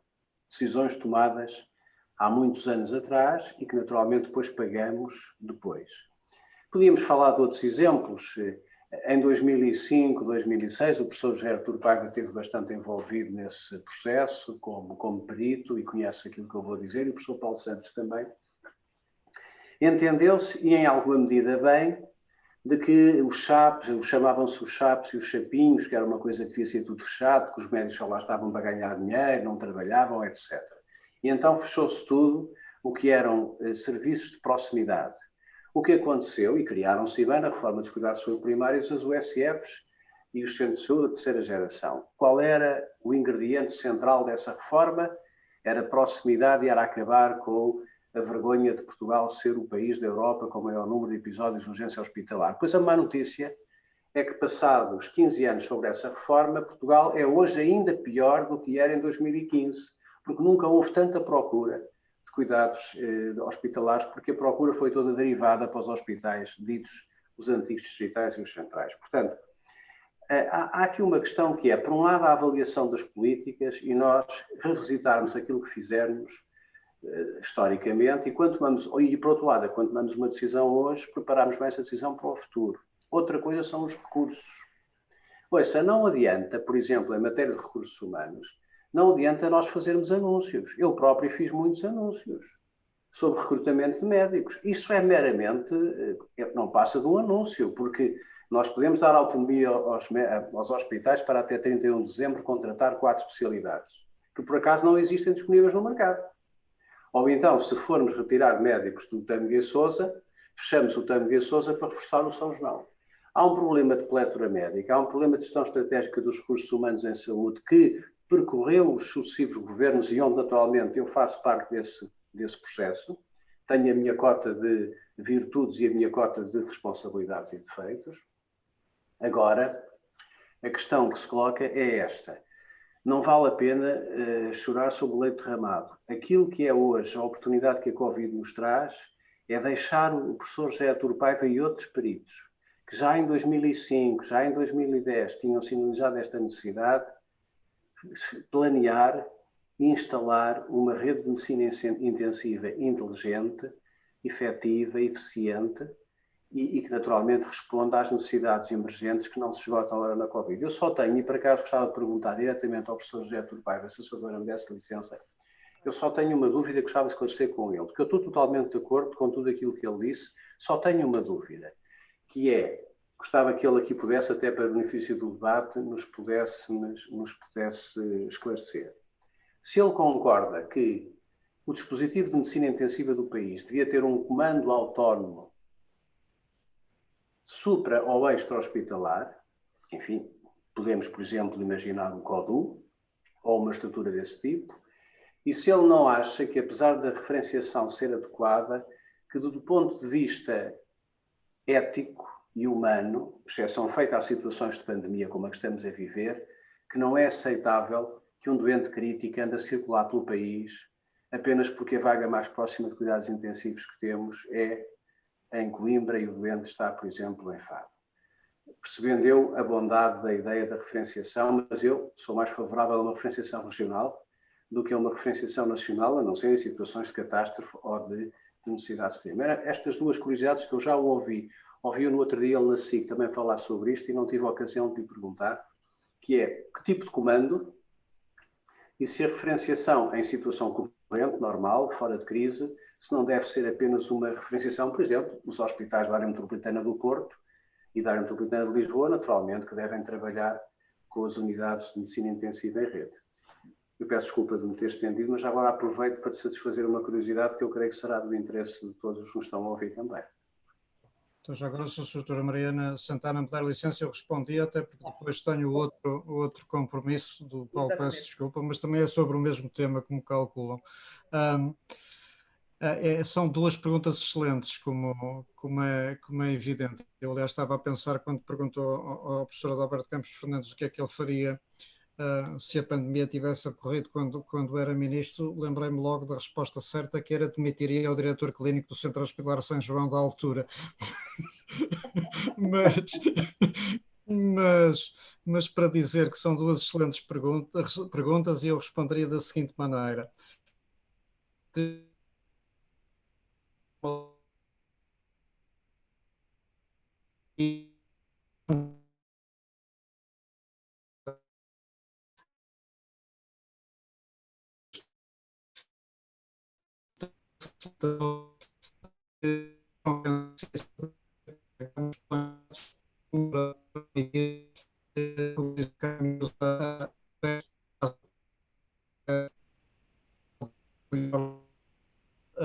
tem que conhecer os hospitais.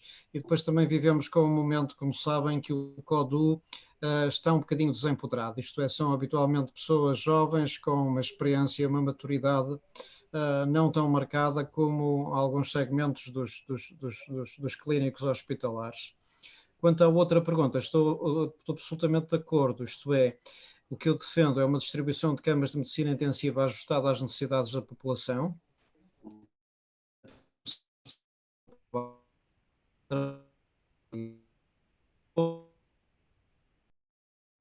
Redes de referenciação exercidos em eixos de relacionamento e como sabe, por exemplo, aqui no norte do país temos 4 eixos de referenciação que devem constituir famílias solidárias, e devemos ver esses eixos com mobilidade bionívoca, não só da periferia para o litoral, digamos assim, mas bionívoca, no exercício de uma gestão eficiente de recursos.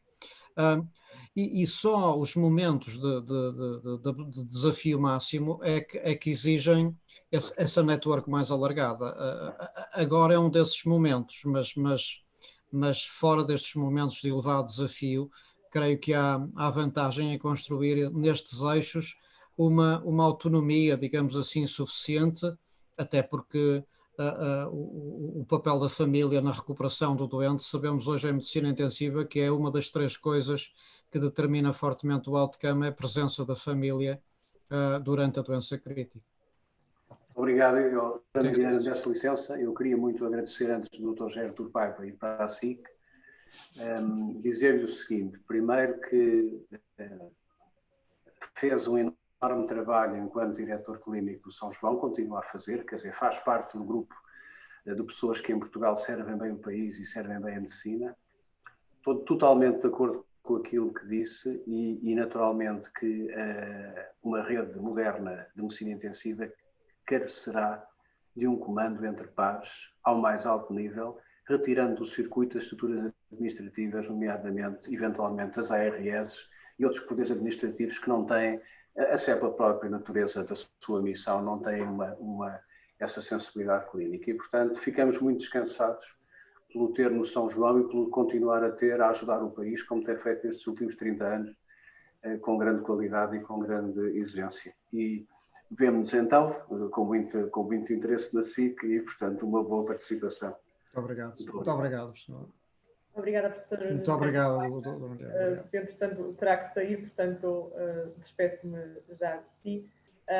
Entretanto, tenho uma questão que tanto poderá ser para o professor Adalberto Campos Fernandes como para o professor Paulo Santos e que tem a ver com a questão da forma de se transmitir confiança em saúde no que diz respeito a uma vacina. E vai um bocadinho ao encontro daquela conversa que estávamos a ter antes do webinar começar, enquanto estávamos aqui a quebrar o gelo.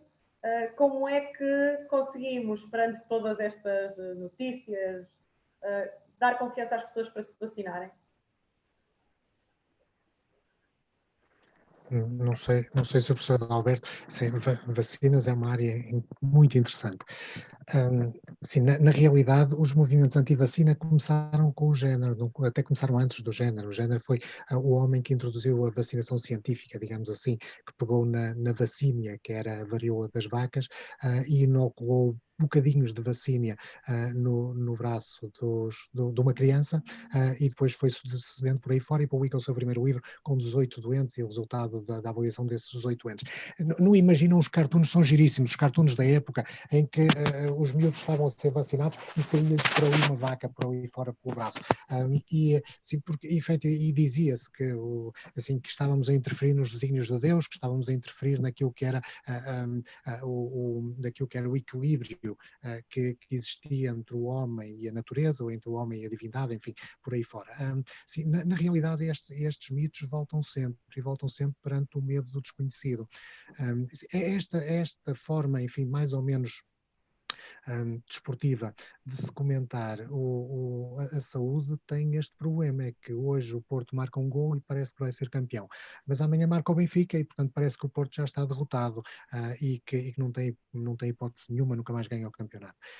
E é um bocado assim que nós devemos discutir a questão do Covid todo, e é um bocado assim que devemos discutir também a questão das vacinas, quase como se a vacina fosse um problema à escala mundial, a introdução da vacina fosse um problema em que os países se degladiam uns com os outros para ver qual deles é que vai apresentar a vacina mais rápido, mais eficaz, enfim, que vai chegar à Lua primeiro. Nós já vimos esta corrida tantas vezes ao longo da história, e que depois naturalmente cria desconfiança. Assim, quem é que confia numa vacina que foi testada num conjunto de 28 doentes? É muito complicado, mesmo para nós, mesmo para quem vai ler o paper científico, enfim, que tem alguma capacidade crítica sobre a ciência e que até considera que do ponto de vista, enfim, do ponto de vista do estudo, aquilo poderá não ter grandes problemas. A realidade é que nós, para uma vacina que vai ser aplicada a milhões de pessoas, nós precisamos de 28 mil testes, não podemos ficar satisfeitos com 28 doentes. Claro, agora, perante isto, qual é a resposta? Será uma boa campanha publicitária? Será que estamos aqui atreveria a manifestar a minha opinião pessoal desde o início da pandemia, que estamos com graves problemas de comunicação? A forma como a mensagem está a ser, qualquer tipo de mensagem está a ser transmitida à opinião pública, está a ser, não quero dizer desastrosa, mas em alguns momentos chega a roçar isto, pela sua incongruência. Portanto, não sei se passará por uma melhor publicidade. Rigor, verdade, transparência, congruência, assim, qualquer um destes adjetivos é ótimo, só é pena não estar a descrever o que está a acontecer neste momento. E nós vemos isto a vários níveis, vemos isto obviamente na comunicação social, mas vemos isto também ao nível de, enfim, das estruturas que deviam ter a responsabilidade de facto de conduzir um discurso que fosse um discurso que as pessoas conseguissem compreender. A maior parte das pessoas não compreende o que é um tratado científico, não compreende nem sequer o nosso jargão que nós usamos entre os médicos e que nos percebemos bem uns aos outros, a maior parte das pessoas não o compreende e sim, não consegue acompanhar o raciocínio, que é um raciocínio, enfim, hipotético-adutivo, um raciocínio complicado em termos do estabelecimento do diagnóstico. E não conseguem acompanhar o raciocínio probabilístico que depois acompanha esta dedução e, portanto, precisamos desconstruir isto tudo, precisamos de voltar, de facto, a uma base que seja, agora, esta base tem que ser assente em verdade, tem que ser assente em rigor, tem que ser assente num fundo científico e temos que falar todos, obviamente, uma linguagem que as pessoas percebam. Não sei se o professor Adalberto Campos Fernandes quer acrescentar. Bem, não, eu estou de acordo com o professor Balsantos, quer dizer, nós temos aqui temos um dilema entre mãos, que é o seguinte, é a questão da confiança. Nós temos que olhar para o cidadão médio. O cidadão médio não é formado em medicina, em enfermagem, em ciências da saúde. O cidadão médio ouve a comunicação, que é uma comunicação muito intensa, muito exaustiva, é bombardeado diariamente por milhares de inputs relativamente a este tema e as pessoas estão, de uma forma geral, dividem-se entre as que estão assustadas e as que estão cansadas. Porque fala-se da fadiga pandémica e é um facto, as pessoas estão cansadas deste tempo. E o fundamental é que a confiança não se perca. E qual é o elo central da confiança? Quem são os agentes de confiança maiores? São os profissionais de saúde e são naturalmente os médicos e os enfermeiros, porque são aqueles que têm uma relação mais direta no dia a dia com as pessoas. A questão da vacina era inevitável que assim acontecesse, porque, enfim, falámos há pouco, a economia está em crise, o mundo está assustado, o mundo está perturbado, mas tem havido demasiada politização da vacina. E isso tem exercido sobre a ciência uma pressão que eu tenho receio que seja uma pressão inadequada. Evidentemente que nós não podíamos estar à espera 5 anos pelo desenvolvimento da vacina, era importante que nós fizéssemos tudo para agilizar e, digamos, encurtar os tempos, mas como dizia o professor Paulo, quer dizer, há tempos que não são encurtáveis, sob pena de nós comprometermos a segurança e lá está o princípio da confiança. O que nós temos pela frente é muito complicado. Hoje falávamos em off há bocadinho, a doutora Mariana referiu isso, hoje havia uma sondagem relativamente aos europeus e mais de metade dos europeus diz que não tem intenção de fazer a vacina. Isto é muito preocupante, porque significa que os tais elos de confiança não estão a funcionar. E portanto, é um processo relativamente ao qual é preciso trabalhar, é preciso fazer a prova evidente de que a ciência não foi pressionada, que não há resultados que passem no crivo das agências reguladoras, que são muito exigentes e competentes e, portanto, devem ter o seu tempo para que esse filtro seja feito. E o que eu entendo é que, neste momento, a comunidade científica e a comunidade médica têm que ser muito coesa, pensando nas pessoas.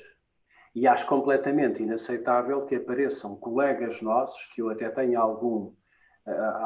digamos, alguma dificuldade em chamar de colegas, que aparecem nas redes sociais, alegadamente aquele grupo que se diz Médicos pela Verdade, ou outros que dizem os maiores disparates que se possam imaginar, que não são dignos de um médico, e que isso gera uma enorme perturbação e uma enorme confusão entre as pessoas. Portanto, as fake news não são apenas as fake news dos ilegados,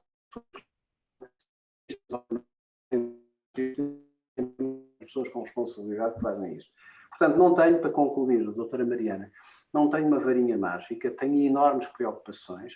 Acho que temos que ter muito cuidado, nós, técnicos, decisores, temos que ter muito cuidado com não contribuir para gerar desconfiança. A vacina faz falta, as vacinas fazem falta, são a única maneira de nós sairmos desta situação terrível que estamos a viver, e por isso deixar a ciência respirar, deixar a ciência ser independente, não meter demasiada política em cima da ciência e naturalmente trabalhar muita confiança das pessoas, porque estamos nesta matéria todos, infelizmente, estamos no mesmo barco.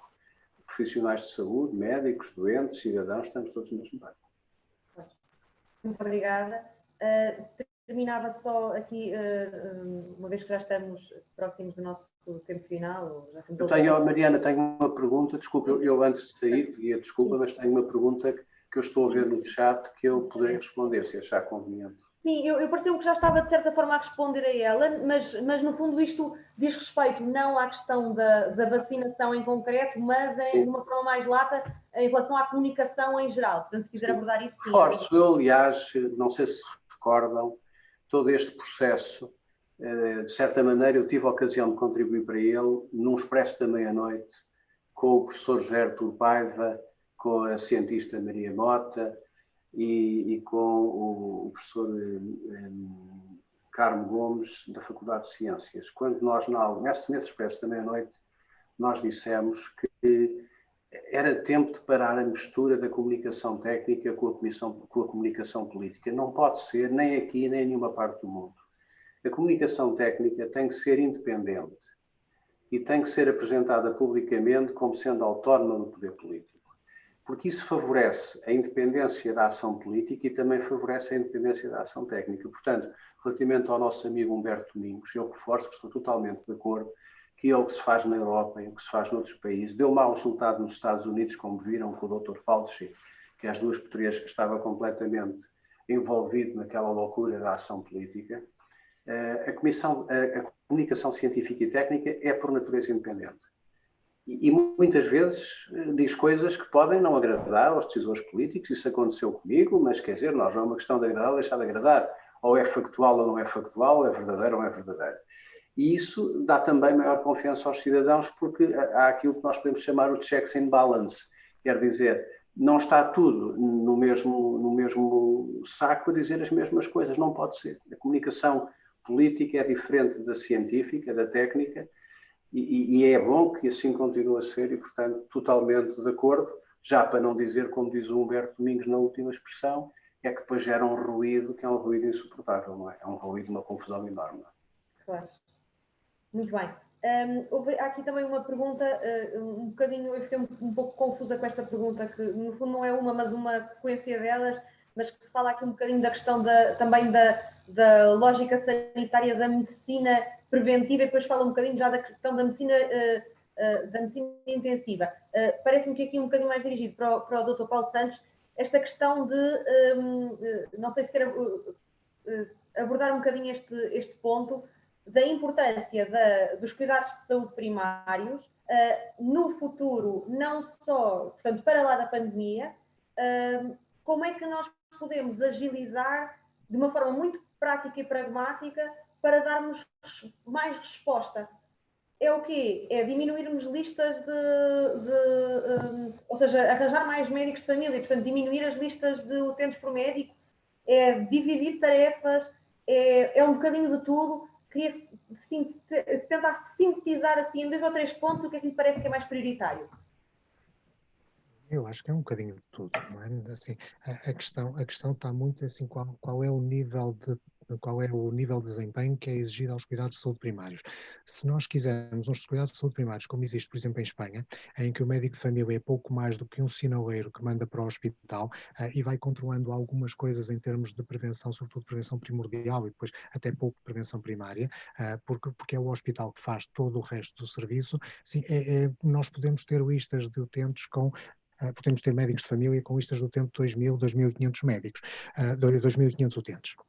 Assim, se nós quisermos continuar a ter um médico de família como temos em Portugal, em que efetivamente consegue gerir uma quantidade enorme daquilo que é o plano de saúde da pessoa, assim, nós vamos ter obrigatoriamente que baixar o número de utentes na lista, sobretudo quando olhamos para a questão que o professor Adalberto falava há um bocado, a questão da doença aguda, que ficou completamente desprotegida quando foi da reforma, que se pensou que poderia ser colmatada pela questão da continuidade e de alguma forma forma as unidades de saúde familiares poderiam abrir aqui uma outra perspectiva em relação à doença aguda, mas percebeu-se que não. E percebeu-se que não, porque as unidades de saúde familiares não o conseguiram fazer. E percebeu-se que não, porque efetivamente nós continuamos a ter os 6 milhões e meio de urgências todos os anos, e o número nem baixa nem sobe, anda sempre nisso. Não é? E na realidade, assim, deixaram de ser nos SAPs, passaram a ser nos SUBs ou nas SASUs, enfim, mudaram de nome, mas na realidade não se resolveu problema absolutamente nenhum. Sim, e esta é que é a questão, é assim, que cuidados de saúde primários, que medicina geral e familiar é que nós queremos no nosso sistema de saúde. Sim, que tipo de organização, se queremos uma organização, enfim, mais baseada na população, ou se queremos uma organização mais baseada no indivíduo e, portanto, com um conjunto de objetivos e um conjunto de procedimentos que naturalmente são diferentes consoante o tipo de organização que nós quisermos. Sim, essa é que é a questão. Sim, perguntar o que é que vai ser o futuro. Eu penso que em Portugal todos nós admitimos que este modelo, conforme nós o conhecemos dos centros de saúde e das unidades de saúde familiares, é um modelo que funciona. Sim, ter unidades de saúde familiares que de alguma forma têm, enfim, um compromisso perante o lucro, mas depois não têm o compromisso ou a responsabilidade perante o prejuízo, assim, é uma questão assimétrica, é uma questão que depois terá que ser resolvida. Eu penso que ainda não houve ambiente nem político, nem do ponto de vista da própria organização, e prevejo que também não vai haver nos próximos tempos. Penso que agora estará a referir-se um pouco à questão das USFs modelo A, modelo B, também a questão das remunerações serem diferentes. Portanto, haverá, digo eu, aqui um caminho a percorrer para tentar normalizar isto. O próprio modelo, assim, não faz sentido termos vários modelos no país e não faz sentido termos modelos perfeitamente assimétricos no país. Assim, agora, eventualmente também não faz sentido que o bom modelo seja aquele que, enfim, às vezes o serviço pode pensar que é o melhor. Faz sentido olharmos para aquilo que são as necessidades das pessoas e assumir que o melhor modelo é aquele que responde àquilo que são as necessidades reais das pessoas. E se o fizermos, o modelo irá aparecer e o modelo naturalmente irá aparecer e sem grande dificuldade enfim, construtos conceptuais mais ou menos complicados. Claro. Estava aqui agora a pensar relativamente à questão do ensino, que também já foi falado um pouco no início. A doutora Aurora Pereira queria só questionar relativamente à interação entre os estudantes da Escola Superior de Saúde e aquilo que a mim me diz mais respeito, são os cuidados primários, mas também aos cuidados hospitalares. Como é que tem sido feita esta gestão nestes últimos tempos? Portanto, não têm tido mesmo a possibilidade de realizar grandes estágios presenciais, por aquilo que percebi. Como é que lhe parece que isto pode ser melhor resolvido em termos de futuro? Criar, por exemplo, mais pequenos estágios dirigidos a cuidados de saúde primários, portanto, em edifícios mais pequenos, não sei, são umas... Eu, como não domino efetivamente esta área do ensino da enfermagem, gostaria de lhe perguntar. De facto, houve uma dificuldade, como eu disse no início, eu tentei fazer um ponto de situação do que se passou, do presente para o futuro e que de facto é um aspecto que é incontornável, que os estudantes da enfermagem têm que realizar os ensinos clínicos e nos vários contextos, desde o hospitalar à comunidade. E outros mesmos que possam fazer. E, de facto, os nossos estudantes fizeram os ensinos clínicos. O que acontece é que, em vez de ter feito no ano anterior, letivo, correspondente, tivemos que adiar os ensinos clínicos para este ano. Ou seja, os nossos estudantes do segundo e terceiro ano concluíram precisamente esta sexta-feira os anos anteriores, porque eles não podiam transitar sem realizar os ensinos clínicos. Portanto, é de facto uma realidade que é incontornável. Nós temos que realizar aquele 50% dos ECTS do curso em contexto, em ensinos clínicos ou estágios. De facto, como eu referi, pela colaboração das instituições e do forte diálogo que fomos tendo nestes períodos mais conturbados com as instituições, conseguimos que os nossos estudantes realizassem os ensinos clínicos, coadjuvando com outras metodologias associadas para reforçar a aprendizagem nomeadamente quando eles estiveram suspensos, como eu disse, com estudos de caso, que é uma metodologia que podemos utilizar, com projetos, mas a realidade tem que ser esta, eles têm mesmo que fazer os ensinos clínicos e os estágios que estão preconizados.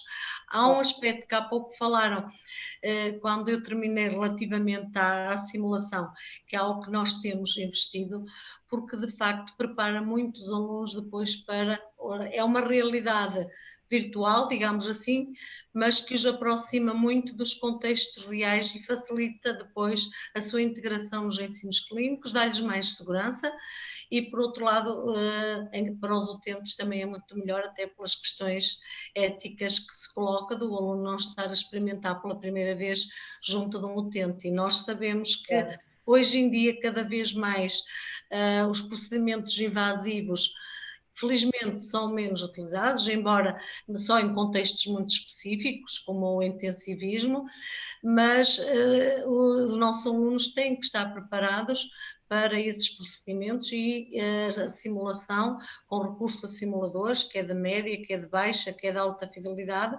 ajuda a prepará-los para esse efeito.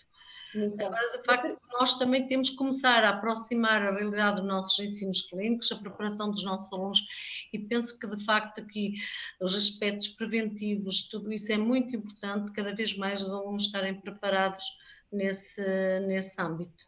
Certo, e por acaso, só mesmo para terminar, será mesmo a última questão, eu vou um bocadinho ao encontro do último comentário que foi feito por Humberto Domingos, que comenta aqui que, em relação, até pede ao doutor Paulo Santos para comentar, a valorização da intervenção das unidades de cuidados na comunidade, as UCCs, e por acaso acrescento só aqui um pequenino à parte, também integrando aquilo que a professora Aurora disse, na unidade onde eu trabalho, efetivamente as UCCs, durante esta fase da pandemia, foram recebendo muitos alunos de enfermagem e integravam-nos, por exemplo, nas aulas de preparação para o parto, que eram feitas online, e outro tipo de ensinamentos que eram feitos, e, portanto, acabaram por conseguir mantê-los em contacto sem os ter diretamente com os utentes. Professor Paulo Santos, não sei se quer fazer algum comentário em relação a isto. Eu faço as palavras da doutora, porque efetivamente, sim, eu não sei como é que se ensina medicina a um estudante de medicina sem ser em frente, sem ser à cabeceira do doente. Não é? E sim, uma coisa é assim, fizemos o melhor possível e o ano correu o melhor possível.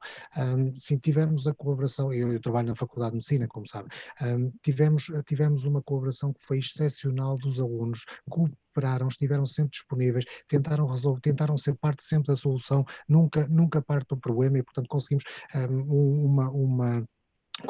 conseguimos de facto ali uma unanimidade em torno de objetivos que estavam bem determinados e que assim no fundo todos nós queríamos levar e acabar o ano com sucesso. Agora, sim, que o ano ficou prejudicado, não temos dúvida absolutamente nenhuma. Se isto tivesse durado 2 meses, a coisa não seria muito grave. O problema é que já não durou 2 meses, já vai em 9 e não sabemos exatamente. Eu tenho todo o prazer em pagar o almoço ao professor Adalberto em abril. Mas temo que se calhar vou almoçar a Lisboa consigo e que é o seu professor que escolhe o restaurante.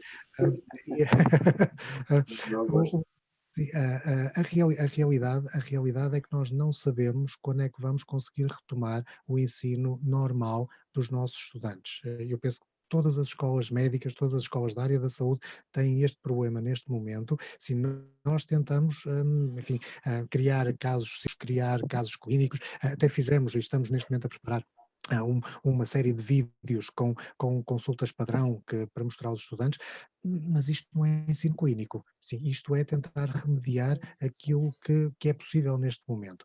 Sim, obviamente que os alunos não podem andar no meio das enfermarias neste momento, ou pelo menos não podem andar com a liberdade com que andavam antes, e os alunos não podem andar nos centros de saúde, onde também, enfim, as consultas também estão alteradas, o padrão de consulta também está alterado, assim, e obviamente não podem andar nas unidades de cuidados intensivos e aí até de uma forma muito mais visível.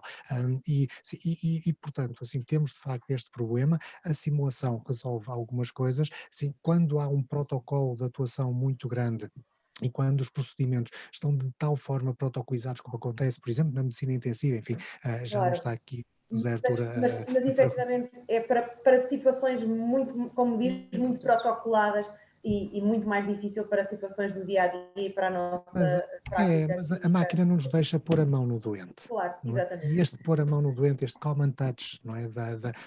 Que eu roubei à Amanda Au, que foi a nossa presidente da ONCA durante algum tempo, e aquele slide eu roubei-lhe a ela porque o slide está delicioso e que efetivamente diz tudo. Assim, esta possibilidade de pôr a mão e com este pôr a mão transmitir toda uma humanização, toda uma personalização, eu estou contigo e estarei contigo para o que der e para o que vier. Posso não conseguir curar, mas vou acompanhar-te até ao fim, seja lá quando for esse fim, ainda que o fim seja apenas o da relação, não obviamente o da vida. Claro, E esta mensagem que é do médico, que é muito própria, nós não a conseguimos fazer por online, e eu não a sei fazer por online. Claro. Ficará então o desafio para conseguirmos conciliar estas duas vertentes. Quero agradecer imenso a todos os conferencistas e também à plateia que foi colocando aqui algumas questões. Para terminar, eu vou só dar a palavra à doutora Teresa Corte Real, que é a presidente da Causa Real, que irá encerrar, e mais uma vez o meu muito obrigada. Obrigada, doutora Mariana, e em si agradeço a todos os que tornaram possível este webinar e a todos os que nele participaram. Acho que foi um excelente exemplo de como um debate tão vivo pode contribuir para aquilo que eu chamaria os 3 Cs, que nos ajudarão a poder conseguir alcançar um novo contrato social que nos leva a uma sociedade mais equilibrada e mais justa. E esses 3 Cs seriam a complementaridade, o comprometimento na causa pública, do bem comum, e o compromisso de todos nós e no papel que todos nós temos para que isso seja possível alcançar. Portanto, agradeço mais uma vez e esperemos vê-los em breve nestes ou noutros temas. Muito obrigada, Mariana. Obrigada e boa noite. Boa noite, muito obrigado.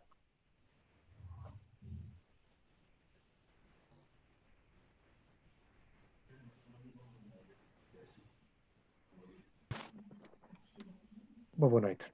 Boa noite. Boa noite.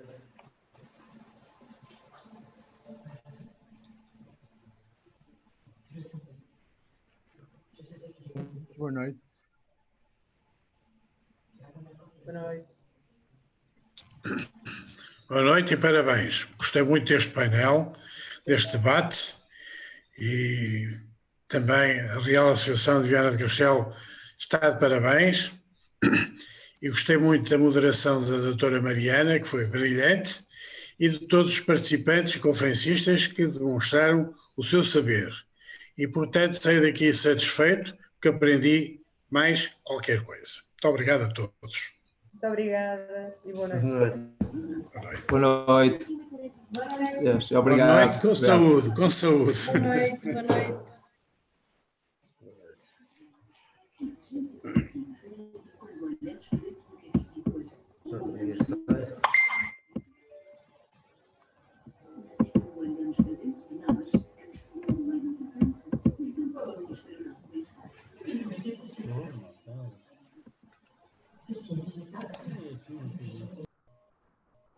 Bom dia, bom dia.